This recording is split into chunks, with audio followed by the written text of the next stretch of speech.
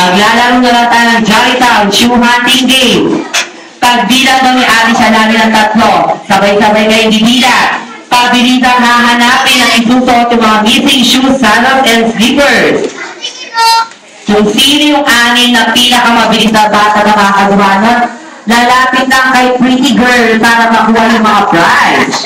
Yung makakagawa ng kids, yung anin na mananalo makakatanggap kayo ng isang box ng Jollibee Crayon na magagamit nyo hanggang college. Kaya sa lahat ng kids natin, ready and good luck.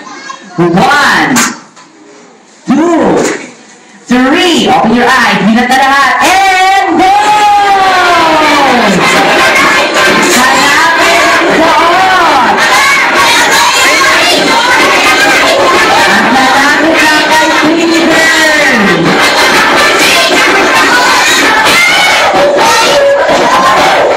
Bawal suot-suot, bawal lumapit sa akin! 1,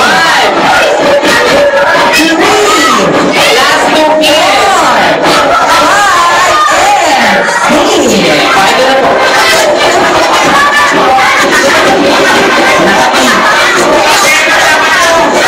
Yeah!